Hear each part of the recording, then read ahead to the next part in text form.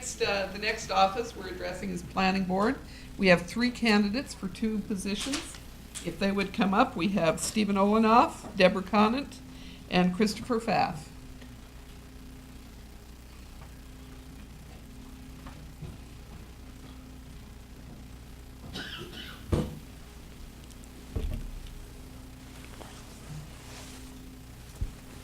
Sorry, being out of town, I don't know which is from out of town. I don't know which is which, so we'll start with the gentleman on the right-hand side. Which gentleman are you?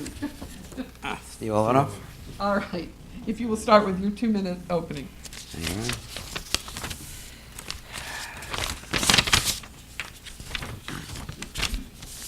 My name is Steve Olenoff. I'm running for re-election to the Planning Board where I've served for 27 years.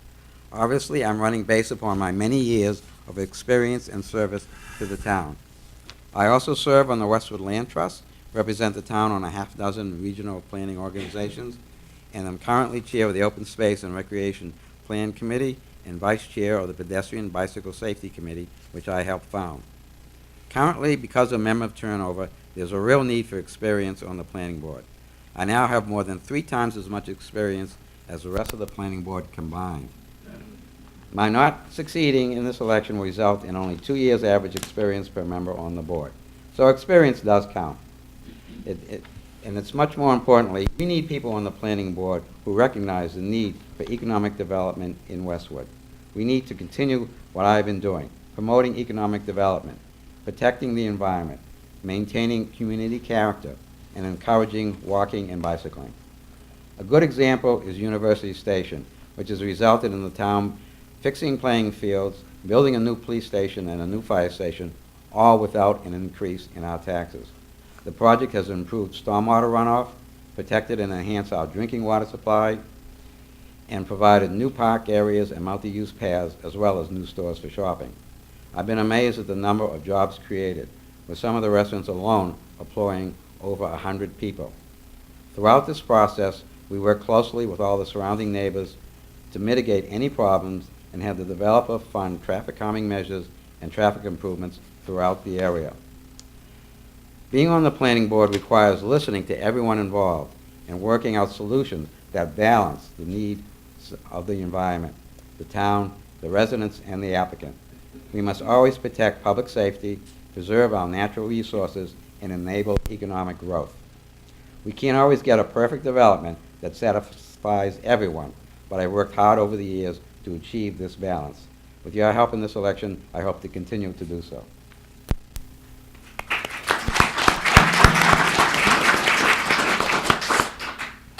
All right, Mr. Pfaff, your 2 minutes.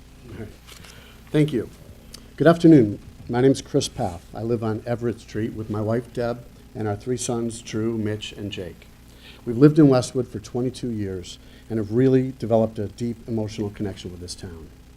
All of our boys went through the public school system at Downey, Thurston, and the high school. Our youngest, Jake, is currently a sophomore at the high school. Our middle son, Mitchell, is a freshman at Trinity College, and our oldest, Drew, is a junior at Fairfield University. I have experience in construction management, property appraisal, carpentry, and building. I understand how development works. I was on the Westwood Little League board for 6 years and was the project coordinator for the rebuild of the field at Morrison Park for the Little League. Most recently, I've been working with our town government as an appointed member of the Finance and Warrant Commission.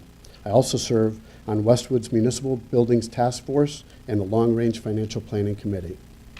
In addition to these committees, I served on the Public Safety Task Force, where we orchestrated site selection, design, and build of our new Islington Fire Station and our new police stations.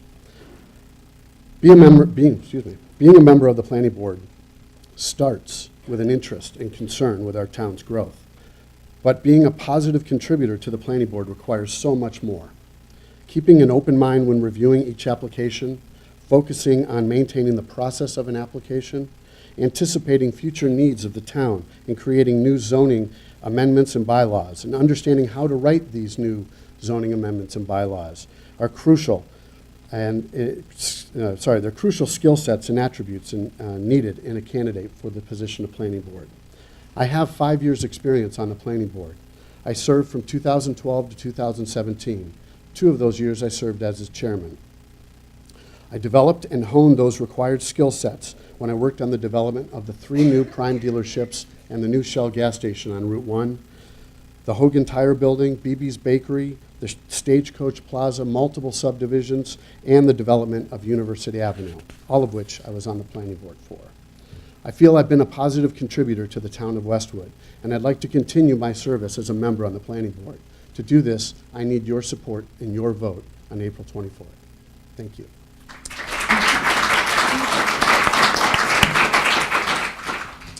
And Ms. Conant? Is this microphone? Yeah, yes, they're all live, I believe. Mhm. Thank you. My name is Debbie Conant, and I'm a 14-year resident of Westwood. I moved here with my husband and my 4 school-age children for the same reason that many of you moved here. I have a Master of Science from Boston College. I'm a certified nurse practitioner, and I'm also a medical legal consultant. My experience is that I've attended 2 years planning board meetings. I've done an in-depth study of bylaws, developed and presented petition articles at town meeting, had a review of Mass General Law related to zoning, and I'm also a member of an advisory board for elder care, where accountability and compliance are major components. One of the reasons why I chose to run for planning board were for some concerns that I had. One of them was ensuring that the character and charm of the town would be maintained while still promoting development. I had concerns with traffic, safety, classroom sizes, quality of life, the present pace of development. I found that there were no bylaws to address the aesthetic standards of property like we see down on Washington Street. There's been an increase in zoning bylaws over the last few years without significant deletion and review to clean up the loopholes and those that are not within the best interest of the town. I found that it was difficult for residents to make a change, that there was placement of hot topic items towards meetings at the end of meetings, and that is not representative of community involvement. And I felt that there was no real reference to the master plan when doing development.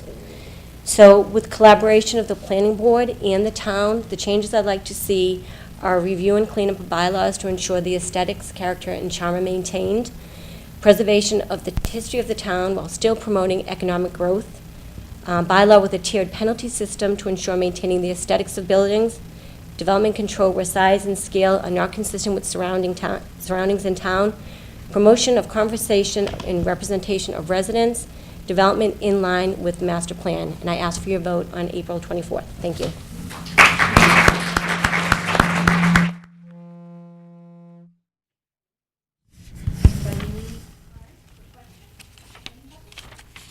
I have some good ones, actually. All right, each of you, I think, has addressed a general vision, so I've received some quite specific questions, so I think I'll go with this. And I'll start with Mr. Olenoff. The question is, small businesses require access to be successful. 3 options for access have been mentioned: walking, taking the bus, and driving, parking at the business. Which one would you support and would best support the businesses and long-term success of those businesses in town? Well, all of them. We talk about multimodal transportation, and that means walking, bicycling, and hopefully one day we'll have shuttle bus service in the town. I've been promoting that for years. Studies have been done showing that it is feasible to have a shuttle bus down High Street all the way, and then at that time when the study was done, they didn't even have University Station. Now it could go to University Station. They just said the 2 railroad stations. That's something I like to see. We can't all rely upon the automobile, especially the single occupancy automobile. That's a big part of the problem with the traffic we have today. Get more people walking, get more people biking, get some shuttle bus service. Now, it doesn't mean everyone has to take it. It's just the few people that take it that need to, gets those cars off the road, and makes it better for everyone else. Okay. Let's go next to Mr. Pfaff. What were the 3 modes that you mentioned? Walking, taking the bus, or driving, parking at the business. Well, all 3, I think we find ourselves doing, each of us, at any given time. It depends on where it happens. But as Steve mentioned, the shuttle bus idea is something that we implemented at University Station, where the employees have opportunity to take this instead of driving their car on our roads. Islington has been another area where parking has been a concern, but it's also an area where we have bus service traveling up and down Washington Street. We have the train station very close by, the Islington's named stop. And it's an important thing to consider when we consider a project on the planning board. One of the major concerns is parking. We can have the most beautiful drawing of a building, and if you can't park all the people that are going to work in that building, it really doesn't matter. We had a number of incidents early on at University Station where they drew nice pictures to placate the town and the planning board and the selectmen, and in reality they had no intention of ever building that because they couldn't park it. Parking is always, it's the bane of existence for every developer. I think a great observation by the current developer of Islington was to create underground parking under the building that's been done. It didn't involve any more impermeable surface in the development of a new parking lot within Islington, and that's a concern. Open green space is a concern, so they all dovetail into one another. I would add skateboarding to that list for the local high school kids. Whatever it takes, get across town in the safest manner possible. I support the looking into the sidewalk to connect Islington to 109 down Gay Street. At least research it, see how feasible it is. There's a lot of things we can do as a community, and everything is on the table as far as I'm concerned. We can't discount anything, including driving our own cars and parking. Okay, Ms. Conan. In terms of the three methods, I think that in a perfect world, all three of them would be ideal, but the way the town centers are set up, I'm not sure that walking and biking is not going to be a safety issue, especially as we're increasing the traffic on both sides of town. I think traffic, automobiles would be the major link to getting businesses to succeed, and as both of my opponents have said, parking's going to be an issue. And if we don't find that parking, then the businesses aren't going to survive. So we have to somehow find that balance. I know that Dedham is running into that problem right now. They're bringing in more restaurants, and they just don't have the parking to accommodate them. We want to see success. We don't want to see failure. So we have to find a way to make sure that we let these businesses succeed. Thank you. All right, with my next question, I'm going to start with Mr. Pfaff, and we'll move around from that point in the circle. One of the audience asks, why does the planning board grant so many waivers? Well, I think it'd be hard-pressed to find an application that goes through from start to finish without at least the inquiry of a waiver. Waivers are never given as a way to make the project work. They're given to make a project work better. So a developer can't come in and say, well, I know your parking requirements say this, but I can't do that, I still want to build this. If they can't do it, they can't do it. That's not a waiver they're going to be granted. But if they can show if the project will be better if I can do this, then the planning board is open to listening to that. So it's always, the only time you give a waiver really is when you're able to make the project better, and you're not going to sacrifice a crucial element of the project. So in other words, if the planning board thinks you're cutting back your parking so much to the extent that it doesn't work, then we're not going to allow it. But if we say we want 100 spots, but you're at 94, we'll listen to it, we'll consider it, and we'll see about other opportunities where we can bring in parking somewhere else or an adjacent lot or something like that. So it's really just to make it a better project for the town. And you can't be so stringent on a number all the time, because every project has its own nuances. And, if you don't assess those nuances on each individual basis, then you're not doing your job on the planning board. It's not just by rote and just reading the rule. You have to apply common sense and experience to each application. Ms. Conan, do you have a theory as to why so many waivers are granted? Well, having not been on the planning board, I'm not privy to a lot of the waivers. However, following the developments that's been occurring in Islington, I know that getting input from the residents to help make that decision is crucial. I know that there was a lot of concern about that three-story building that went up, and the fact that a waiver was given despite the fact that they still didn't have the square footage. So I think that we really need to work more with the residents to ensure that these waivers are appropriate and they're going to maintain the quality of life that these residents have moved here for. Thank you. And Mr. Olenoff? Some people seem to think that the developer asks for a waiver and we just grant it. Well, you can ask some of the developers whether it's tough to get a waiver from me. But there are different types of waivers. First, a waiver can only be given if it's specified in the zoning bylaw, and they also specify what the reasons that we must give for why we grant it. Some are just more almost formalities. For example, a cell tower wants a waiver for doing a traffic study. That makes sense because it's not appropriate. There are other waivers we just don't grant at all, only under special circumstances. For instance, the 500-foot dead-end road, that's a very important one. They have to prove to us first that they can build a through road and do it legally, and before we would even think of granting them the 500-foot. And even then, we require an emergency access, or in one case where the emergency access route was not desirable, we required sprinkler systems in all the buildings. So and the third kind of waiver is one where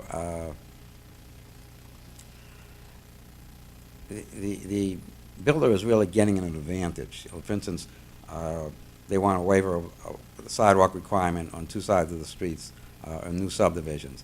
And in the past, the planning board might have just given that away, but I said, wait, what he's getting off for free, all of that cost, so how about providing a sidewalk somewhere else in lieu of that one? In fact, I finally got the planning board to adopt the policy, and it's in our subdivision rules and regulations, that if a developer wants a waiver on that one side of the street sidewalk, they either have to provide another sidewalk or provide an equivalent amount of money to build a sidewalk somewhere else. And we put that in the new sidewalk fund. We already have money in it to build new sidewalks in other parts of town. Okay, our last question is a question we're actually asking of all candidates, and I'll start with Ms. Conant. How would you like constituents to contact you with concerns if you were a member of the board? Anyone can contact me at my home. I have, or my email address. Many of my door knockers, I've had my phone number and contact information there. And I'm always open to listening to people and getting their perspectives on what's occurring in the town and what they'd like to see occur in the town. So, thank you. And Mr. Olenoff, beg your pardon. Believe it or not, I don't get very many calls. I get a little jealous when some of the members say, I've gotten a lot of calls on this. No one calls me, so go ahead. Give me a call. My name is right in the phone book. All right. And Mr. Paff? Through the years, I think a lot of people have come up to me at various sporting events around town when my sons are playing, and I'm more than happy to, much to my wife's chagrin, talk about issues going on in town. I'm happy to talk with anyone. I fielded many phone calls on my cell phone, my home phone, email, text. I'm available. It doesn't matter how you reach out to me. We are representatives of the town residents, and we need to stay in touch with the people. If there is an issue concerning somebody and they need some direction, I'm happy to provide that for them. This last question, I think, is just a simple factual question, so either of the gentlemen could maybe answer it. Are residents invited to take part in public session in every planning board? And every planning board meeting? What? Let me say that again. Are residents invited to take part in public session in every planning board meeting? You want to answer first? Go ahead. Okay. I figured this is a factual question, not a political Yes, one, I mean, right? that's democracy. Every meeting's an open meeting. Even meetings we have, sometimes we meet with just the developer and all the engineers. You can come if you can find out about it, but All meetings are public. We have public participation in all meetings. We have to go to the planning board first before we get to the people, and I know some people get impatient waiting, because sometimes things get pretty involved, but we listen to everyone at every meeting, and we do take in consideration what people have to say. Okay, Mr. Pfaff, you'll be the first with your 1-minute closing statement. Okay, thank you. I understand the importance of this board to Westwood. I know how it works. I know how to read a set of building and topographical plans. I know and understand the building and development process.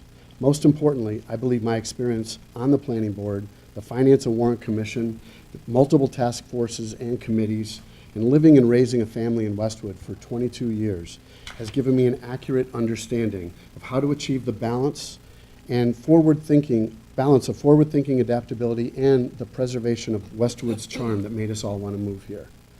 Westwood is an amazing town, and I've enjoyed living here and watching how it's grown. I think we're headed in a positive direction, and I believe I could help contribute to our future growth. I'm not running for this position because I'm unhappy with the direction the town is going. I'm not looking to change the direction of this town. I like what this town has done over the last 20-plus years. Generally speaking, I think this town has done a very good job of putting the most qualified people in positions that best utilize their skill sets and result in the Westwood that we love today. I'm hoping to be a part of Westwood's continued growth and development. I'd like to continue my service to Westwood as a member of the Planning Board, and to do this, I need your vote on April 24th. Thank you.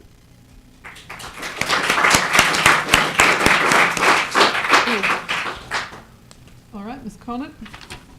I believe in accountability, transparency, and representation, participating in promoting smart growth that doesn't impact the quality of life of its residents. As quoted in the Smart Growth Principle, smart growth is about building a future for a community that everyone can participate in, and gathering the ideas, feedback, and support of everyone in a community is the only way to do that. The common thread for smart growth is that the needs of every community and the strategies to address them are best defined by the people who live and work there. This process is not only inclusive and equitable, it will also give projects built-in support and staying power. The Planning Board's mission is to protect the natural resources, safety, and aesthetic character of Westwood. There needs to be a concerted effort to balance the cost-benefit ratio between developers and residents to ensure this happens. I will be committed to being the voice of the residents and respectfully ask for your vote on April 24th. Thank you.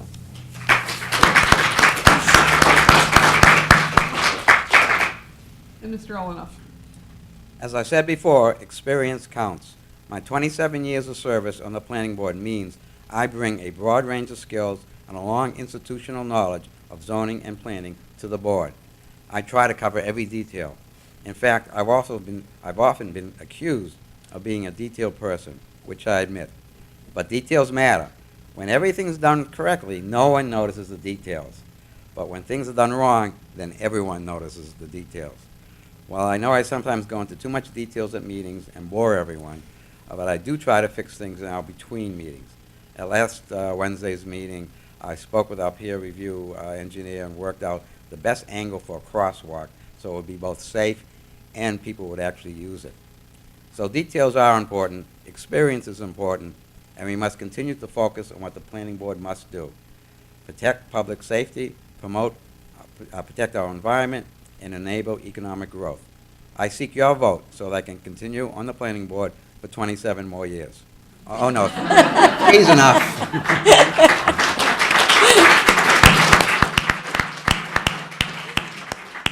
Thank you very much to all three of you. Thank you.